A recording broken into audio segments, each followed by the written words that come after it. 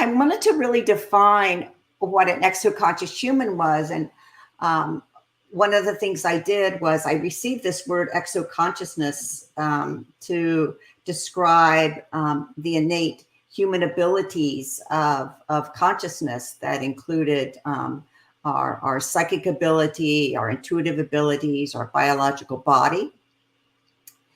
And so I had some goals with that. And my first goal was that I wanted to put, I felt the need to put that word exoconsciousness into the common vernacular of the world.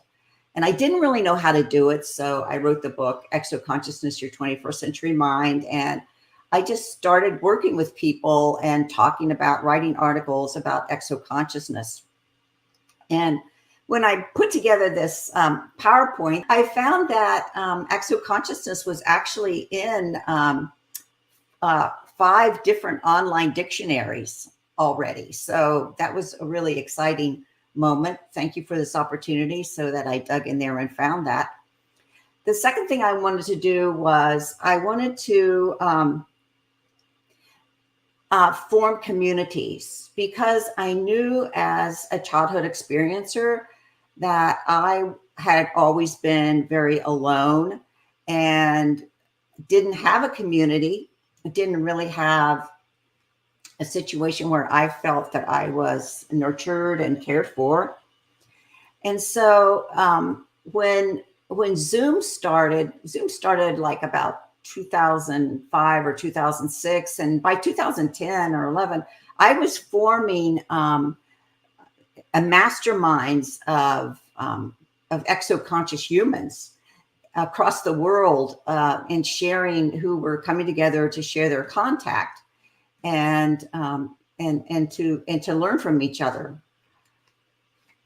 And so that then grew into what I call exoconscious coaching today. So we have 3 exoconscious coaching groups which are operating, and the things that really define us as exoconscious humans is that we are all contactees. So we all have the thread of contact through us. So it could be contact with extraterrestrials. It could be contact with multidimensionals or orbs, UFOs. It could be contact with a being like a spiritual being. So many people in our groups also have contact with Jesus or Buddha, Mary, like Neil mentioned, the Essenes. They could have contact with the fact that they used to belong to an Essene community. So they have a wide variety of contact. It's not just extraterrestrial, but it's exoconsciousness, in that it stretches up and into the entire field of consciousness that people are bringing in. And so one of the things our group was able to do was to really prioritize integration and what it would mean to be a fully integrated exoconscious human. Because we're all aware that since there's so much division and divisiveness in life, and people who are kind of left without a community, it was very hard to take a contact experience and not have it fall into what, today on X is being described as a catastrophic event. So I had contact and it was a catastrophic event, or it was a traumatic event.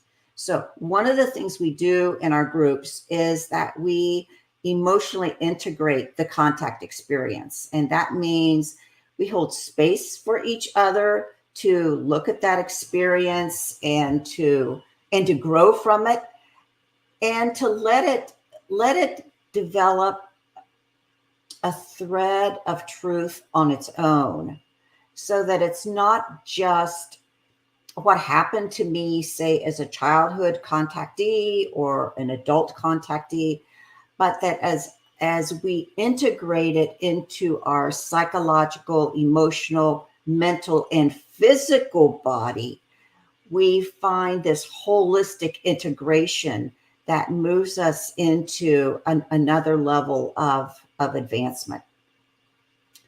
The other thing that we do as exoconscious humans is that we highly, highly value psychic intelligence and intuition. Oftentimes, our contact led us to become psychically inclined. There's whole studies of contactees that have talk about their contact and how it opened them to other dimensions. And so this is a high priority for us, is to value contact.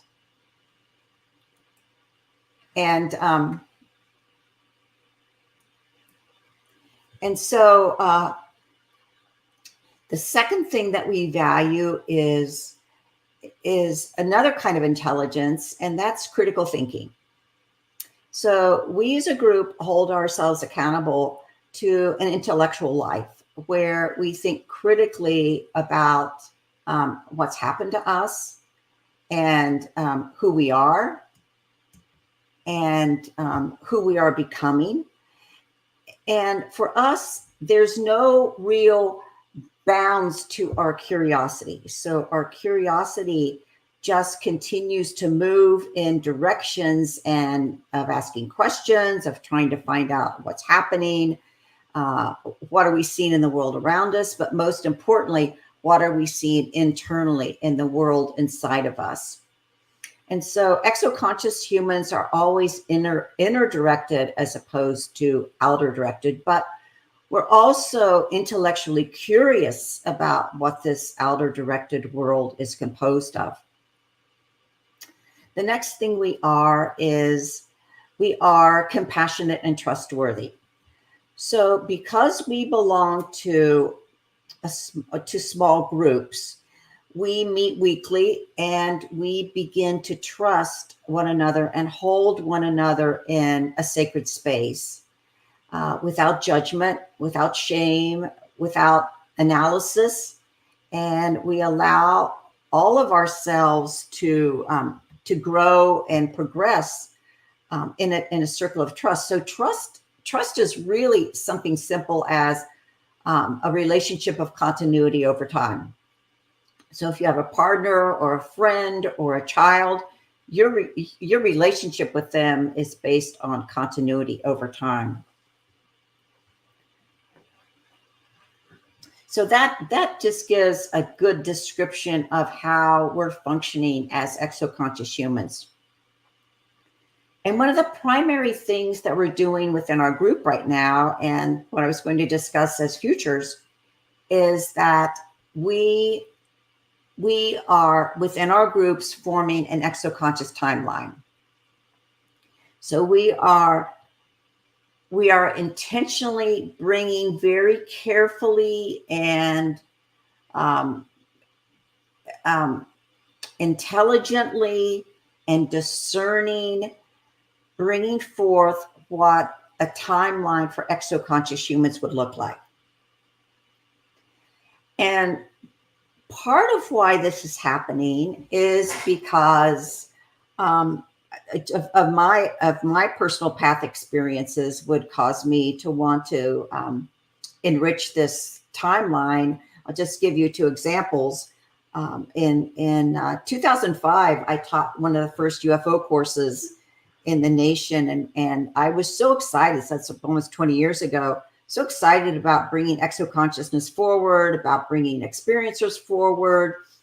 And at that time, Facebook was just opening up, and we got a UFO, we put together a UFO educators Facebook group, and we thought, oh, wow, this is just the beginning. And we're going to have people from all over the world and universities teaching ufology and exoconsciousness and UFOs and experiencers, and it's going to become an academic subject. And it was just such an exciting time for us. And so I offered my college course on, I called it extraterrestrial reality, and it only lasted a semester and then it was canceled. So I got a real dose of reality with that. And I realized that I had been very naive about about how universities functioned, about the amount of money that they got from governments. And for me to believe 20 years ago that I was going to launch a program on ufology that could be integrated into all universities, and there'd be a curriculum and there'd be faculty consulting each other, that was just a dream that didn't happen. I would say didn't happen yet. Maybe someday that will be, but certainly not right now. And so I came up against the fact that it's not going to happen in universities, and it's probably not going to happen in an intellectual way through the media. And so we exoconscious humans, or humans like the group on Portal to Ascension, are the ones that are going to have to bring forward this work. It's going to have to be done by experiencers as such. And that was the first wake-up call that I had, that it's up to the experiencers. The second wake-up call I had was when in around 2011, I moved to Washington, D.C. But before that, I had started working with Dr. Edgar Mitchell's Quantric group. And we were exploring the scientific ramifications. We had an international scientific team. We were looking at the ramifications of zero-point energy, how we could bring zero-point energy into the awareness, into the mainstream, actually. And we had all kinds of hopes and dreams that we would be lighting the world with zero-point energy, and that it would be something that didn't have to be metered and monetized, but could be available to all humans across the entire globe.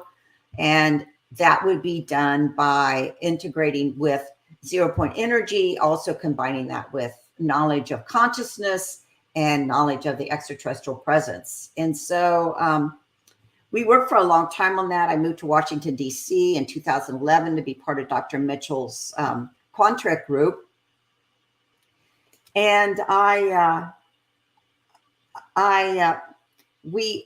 found that even with trying to get funding from groups that could give us funding, and even with Dr. Mitchell's high profile, that needle of zero-point energy and those consciousness technologies just were not going to move forward. And so in 2014, I arranged a meeting with John Podesta at the Obama White House to talk about zero-point energy, for Dr. Mitchell and myself to attend the meeting.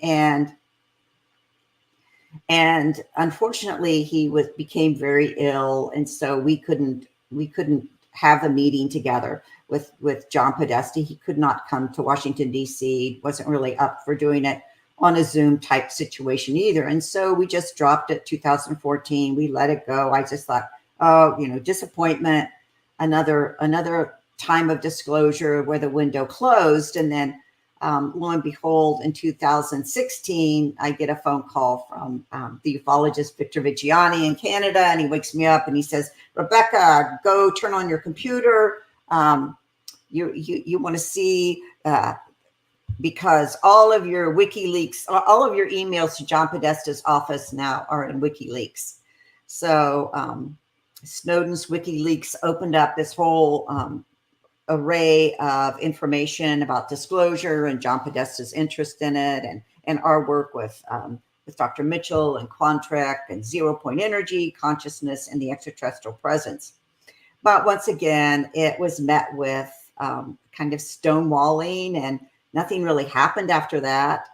So we disbanded, and Dr. Mitchell, unfortunately, he had passed away actually before 2016, just passed away very, very quickly. And so I was then again faced with having to deal with reality. It's like things I thought were going to happen in certain ways just were not going to happen that way. disclosure was not going to happen through universities. Disclosure was not going to happen through government, military, or intelligence. It was just not going to open up in that way. And so once again, I was met with knowing that I needed to turn inward to myself. I needed to form a community where we could move that consciousness forward into the world. So that's what I've done with Exoconscious coaching. So the primary thing of Exoconscious coaching is not only that we share and we trust each other and we're psychic and we're contactees, but it's also a belief that to create proof of who we are, one of the things that we need to do is bring our knowledge from the astral plane or from disclosure or from things that have been disclosed to us, to bring that down, say, like things that we get a download on from the 5th dimension or the 12th dimension, that we bring those downloads down and into our 3D life and begin to co-create inventions. So co-creation is a primary thrust of our Exoconscious communities.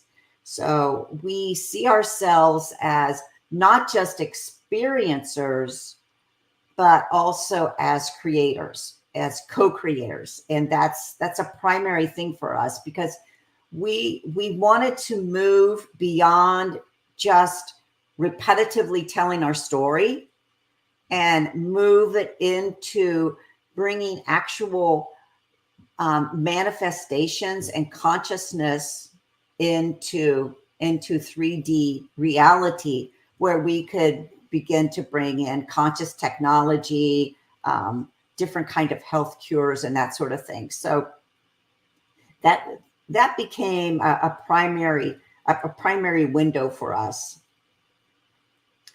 The other thing I became aware of was also what was happening in terms of what was natural and what was artificial. So when I lived in Washington, D.C., working for Dr. Mitchell, I began to get these downloads of information. But actually, not only downloads, along with the downloads, I started having people drop information in my lap. So if you live in DC, there's a lot of institutes and professionals involved in like National Institute of Science, and there's a whole science sector over in Bethesda, Maryland, and the Smithsonian, and there's the military and the Pentagon, universities surrounding it, think tanks. So I'm friendly. So I would meet people and they would begin around 2000, it was around 2012, 13. They started sharing information with me. And honestly, a lot of the information was it was very disturbing for me, because I began to see back in the, by 2015, I had a really good grasp of where we were headed by 2020. So I saw that this whole transhuman reality was unfolding extremely quickly. So a transhuman is a person that has a belief. So many people in the Silicon Valley are transhumanists. Many people that work on different high levels of computers and singularity, people that believe in singularity, that group of people are called transhumans, and they believe that humans will not advance on this planet without technological extensions. So that could be an implant, that could be a circuitry, that could be some kind of genetic reworking inside their body. That could be on their hooking them up to a wider net of information.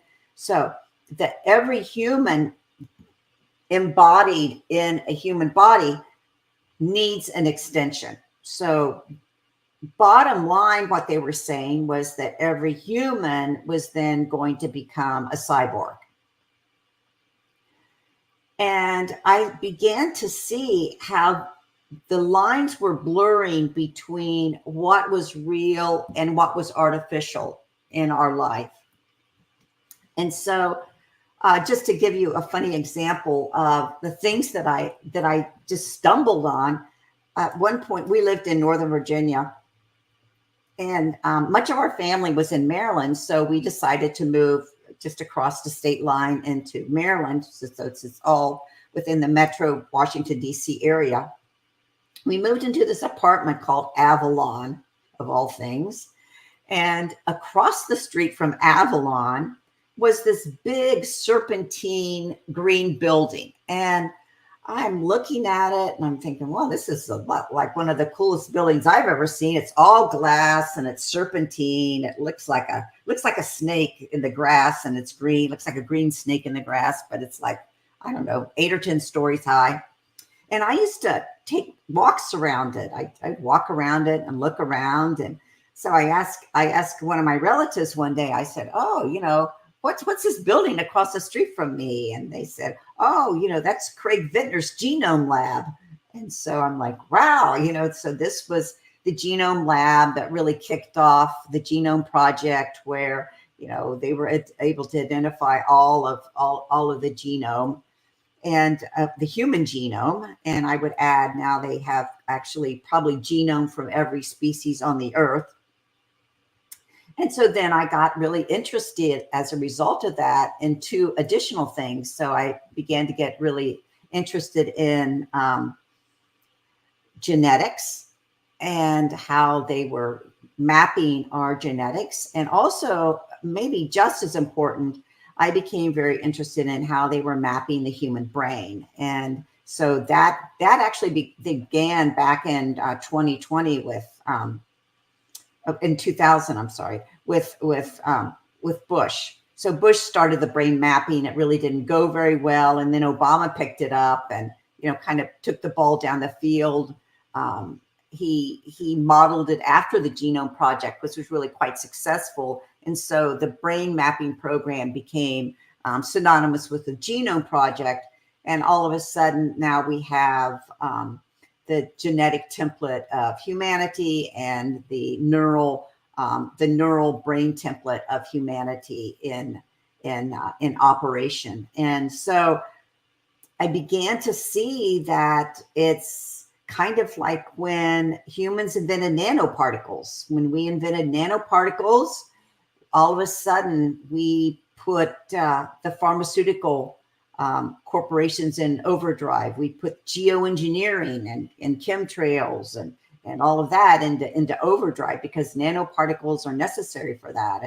And I began to see how this was going to radically affect human consciousness and just natural humans. And I looked for a way through this, and my way through this was that I was going to create something. So I was going to co-create something. So I co-created a book called Exoconscious Humans, where I juxtaposed transhumanism with natural human consciousness, with exoconscious humans.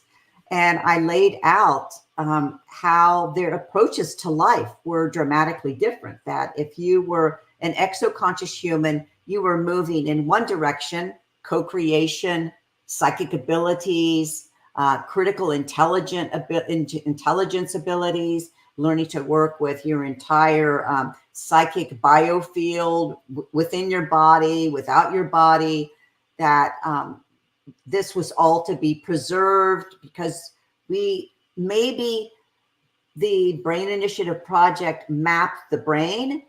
It didn't really know how humans worked. It only knew on a rather superficial mechanical level. And so I juxtaposed that to what a transhuman would how they would view humans in terms of the extensions that they would need. And then I moved from that, and I learned a lot about what's called technocracy. And technocracy takes transhumanism, so takes these cyborg extensions, and then creates them into an economic system. So this is what we're seeing with central bank digital currencies. Everyone's hooked on biologically, informationally through your brain and your biology to a financial system. And then this is what controls and monetizes and moves humanity, is this large economic system. So even with that, I thought, I think there's something going on that's even deeper than that, that's even deeper in transhumanism. And that's, so at that point I was looking at geoengineering, genetics, DNA. I was also looking at geoengineering like CERN, Large Hadron Collider, all of those, the chemtrails in the skies. I was looking at genetic engineering, our DNA, pharmacological advances. And then I started to look at what I think for the exoconscious experiencer community is most important, and that is the social engineering that's happening. And social engineering actually goes back into the 1800s. The late 1800s was when social engineering really kicked off. And in the 30s, it became a real theory, primarily within Columbia University, that then spread throughout many universities in America. This whole idea of social engineering and technocracy. So what they did was they took the work of the Tavistock Institute in England, which was a very prominent social engineering institution. Tavistock was founded after World War I. So we all know at this point that wars are primarily experiments on humans. We're all waking up to the fact that wars are human experiments. And one of the experiments of World War I was shell shock. So they would get the soldiers down in these trenches and they would traumatize them with shell shock, send them home, and then the Tavistock Institute would explore what happened to them and what happened to their consciousness. So much of what we know today about trauma was actually engineered through World War I and the horrific things that happened to humans in World War I that Tavistock then brought forward as how to control and motivate humans with trauma. And so that then led into what we call the Macy Foundation, the foundation conferences. And those conferences took it the next step, where those psychologists, many of whom I'm sure you've all studied if in college or junior college or high school, when you take psychology courses, many of these famed psychologists of the 60s were, and into the 70s, were Macy Conference psychologists who added their additional ammunition and knowledge into knowing who we were as humans. One of the primary people that came out of the Macy conferences was a man named Bowlby. And Bowlby was the man who really put his finger. I mean, we all hear about Jung and Freud and how influential they were. You know, I really believe now that probably one of the most influential people in 2020 was Bowlby, because Bowlby began to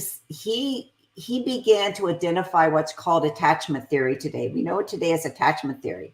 And so what Bowlby did was he found that when an embryo is inside a mother's body, so an embryo fetus is inside a mother's body, it begins to take on then the mother's DNA and the father's DNAs. But what happens to that embryo inside that mother's body is that this child inside the mother's body also puts its DNA.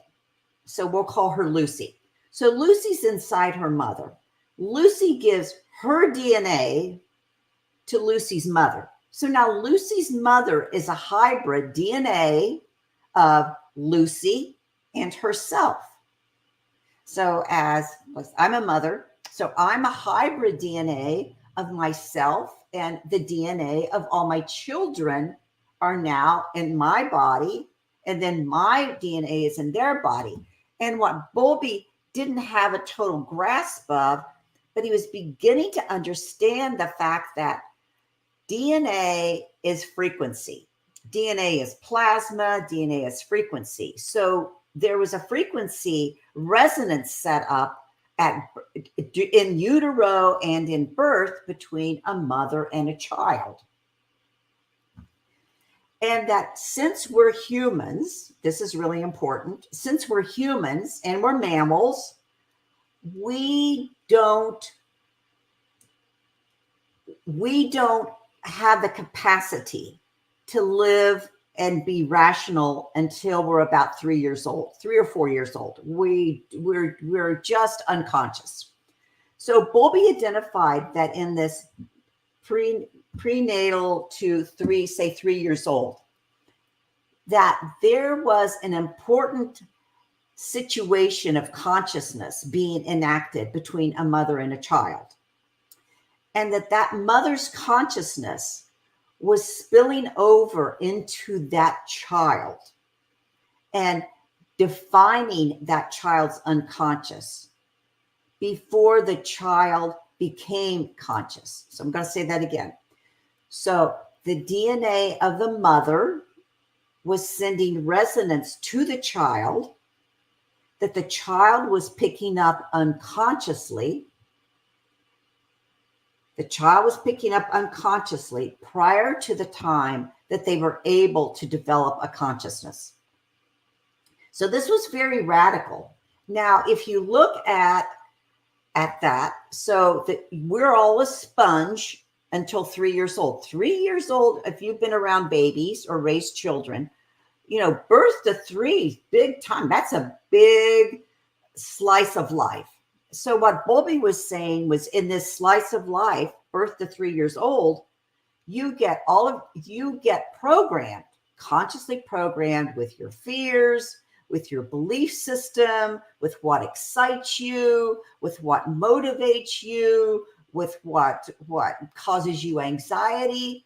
And you become a parody, in a sense, or an imitation of your mother. But it's unconscious.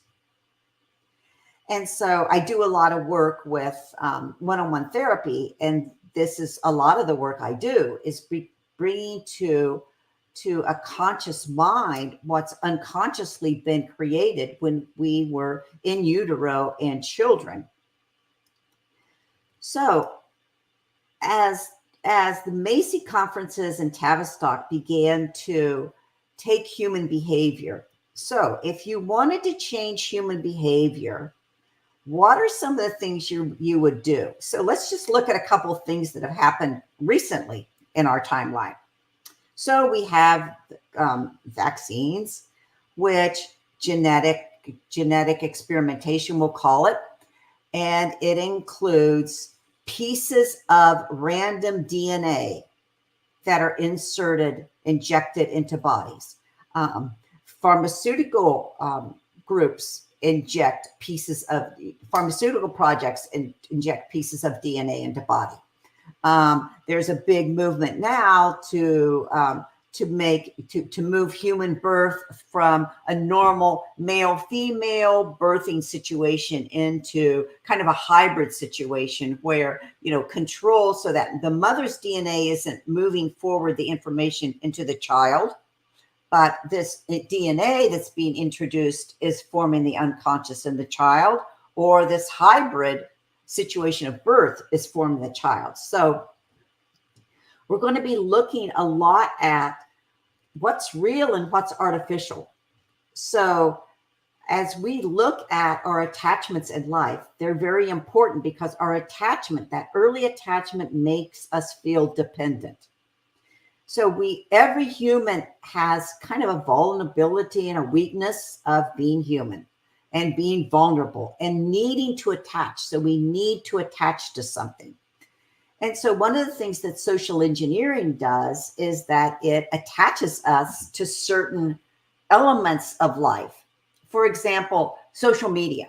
So they'll attach us to social media, for example, with dopamine hits. So, a lot of people now are finally, coming up aware of the fact that, when I like something or somebody responds to my post, immediately I get a dopamine hit. I feel loved. I feel affirmed. I feel accepted.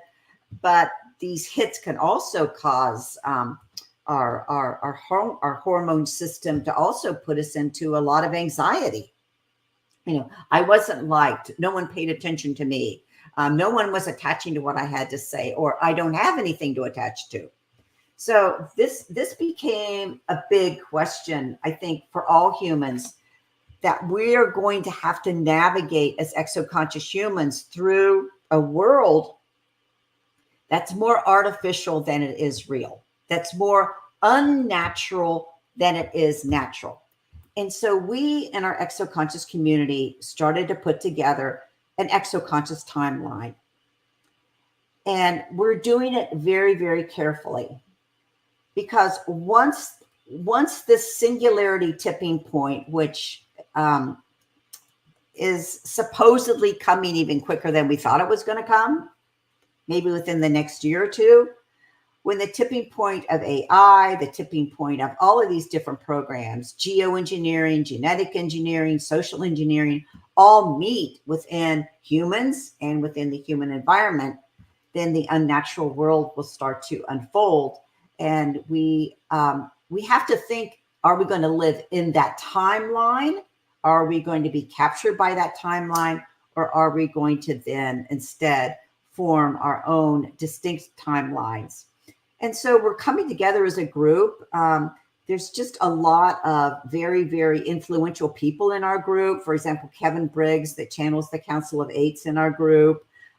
People that have worked in different ways as healers or as communicators are all coming together in the group to figure out, what's this going to look like if we want to move natural human consciousness forward without being pulled into a net of artificial consciousness. What's that going to look like? So when I looked at possible futures for exoconscious humans, the first future was that we continue to create this timeline, that this timeline becomes a reality. And it gives us movement and vision into a world that we have not yet imagined. So one of the things that Kevin's brought to us is this concept of void of consciousness. So void of consciousness is not really a void, but it's really a void like 0 point energy. So 0 point energy, they thought that when they took it to 0 degree Kelvin, that that there would be no activity. Well, there actually was activity. They just weren't seeing it. And so 0 point energy became a way of talking about the potential of all activity below where we humans believe there is activity. So the void of consciousness would be a way of seeing it's not a void, but it's full of potential of consciousness that we can tap into within ourselves and within the field of consciousness in order to advance ourselves. So we'll be working on that timeline. That's something that we value and we're passionate about. The second thing that we're seeing as an exoconscious future is that we're going to develop some kind of alternative communication network. So this is coming in two ways. So one of the members of our exoconscious coaching worked for AT&T 50 years ago and was in a back room when they were discussing how they were going to monetize telepathy. How are we going to monetize telepathy when it happens? And so, they're already thinking ahead to monetize telepathy. You get a hold of the brain, you get a hold of brain waves, Neuralink. Neuralink is a way of monetizing telepathy, is essentially what it's doing, and on one level, of course. So, so that's one of the ways we're doing it. Like, how do we keep freedom of human thought and telepathy as a future for exoconscious humans. And so we're working from that aspect. We're also working, and you know, how do we bring that into a 3D reality? The other aspect of that we're working on is looking at network. So right now we have the internet. Mine isn't working well. So how can we ever have freedom of thought, freedom of expression, if the internet is one unified global system that is controlled? So the internet came from CERN, which is the Large Hadron Collider, which was researching particles, but I think was also doing a lot of consciousness research. CERN is one of 2 organizations on the planet that have special observer status at the UN. It also has sovereignty, so it's like the Vatican. It cannot be, lawsuits can't be brought against it. It can't be regulated. It can't be looked at critically by outside governments. So CERN is a complete free creature to do as it will, and it created the internet because it needed a way to pass information. So we're looking at how do we create some kind of a telepathic or alternative internet that we could use. So that's the second future possibility that we're looking at. So timeline, telepathy, the telepathic internet. We're also looking at how exoconscious humans can become visual and vocal. So how we can gain visibility and also become vocal in who we are and what we're doing. And one of the ways we're doing that is through our Exoconscious Humans YouTube.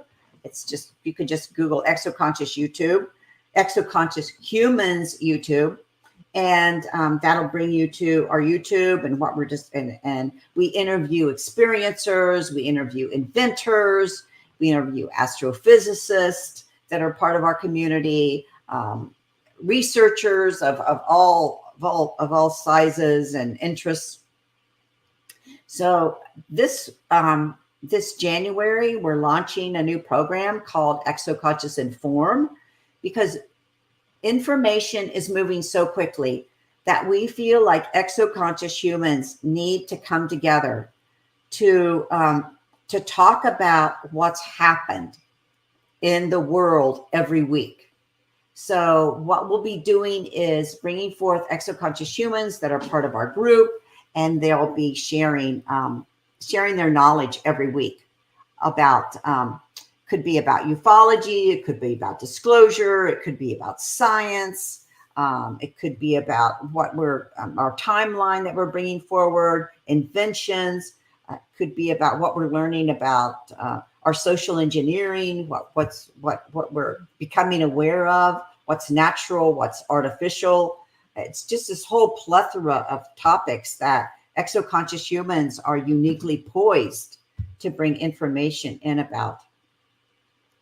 The next possible future is something that's near and dear to my heart, and that is, after working with Dr. Mitchell, finding a place for exoconscious humans within space. And it always seemed so obvious to me. So space is now primarily a technology field. So space is primarily an artificial field as such. Space is not a natural human field anymore. It's a technological field. So what has space lost when it let go of natural humans? Well, let's just look at the few things that exoconscious humans can do as natural humans. Take something like telepathy. If something goes wrong on a craft and the technology breaks, which I'm witness to today, then telepathic humans could communicate without the need in space, without the need for technology to communicate for them. Exoconscious humans are unique in the fact that many of them have had the experience of physically dissolving and then coming back into a 3D form. So this ability, this natural ability of exoconscious humans to design, to dissolve and then come back into human form would be very important for space travel, especially to move dimensionally or to move out into space, to dissolve and then recreate yourself.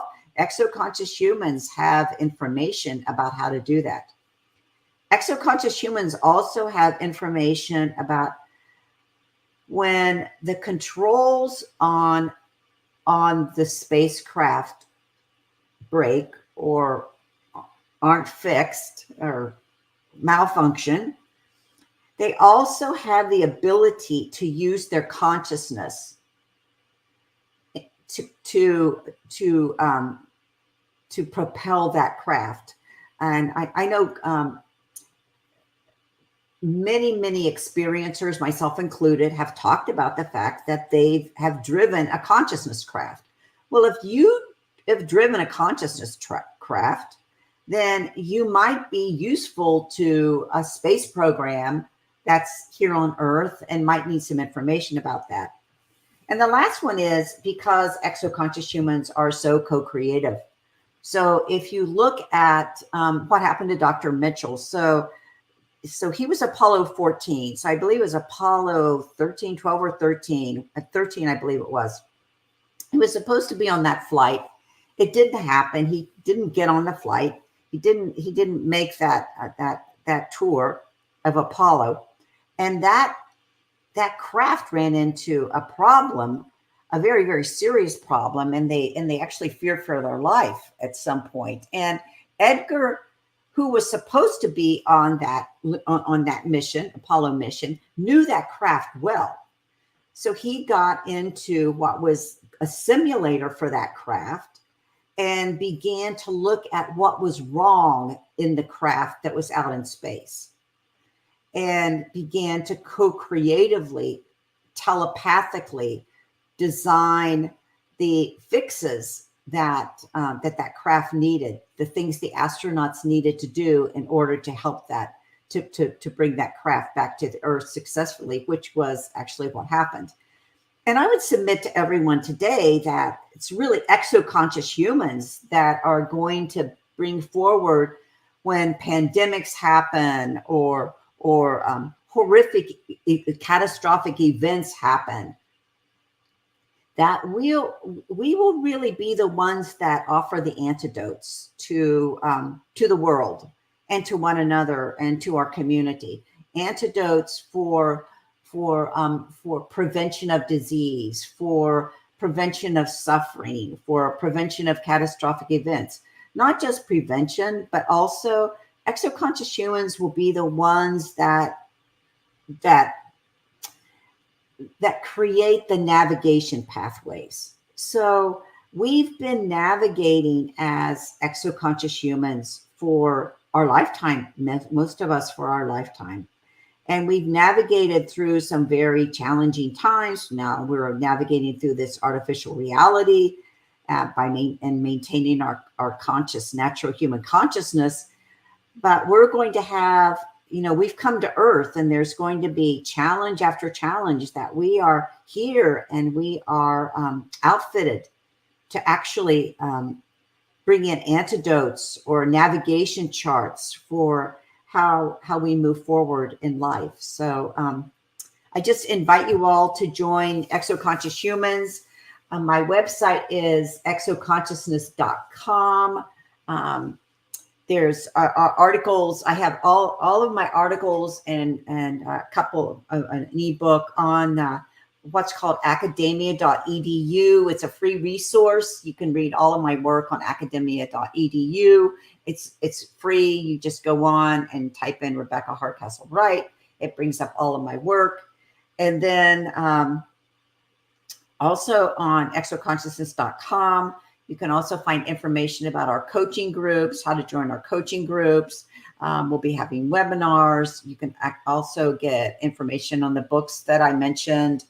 And also the Exoconscious YouTube, Exoconscious Humans YouTube. You can find information there about that and what we're doing with our YouTube, with our visibility of Exoconscious Humans. But anyone that's here today is an Exoconscious human, and we invite you to join with us to create this really important timeline that we're developing, and excited to see how it unfolds and manifests itself. And just want to thank you for having me on.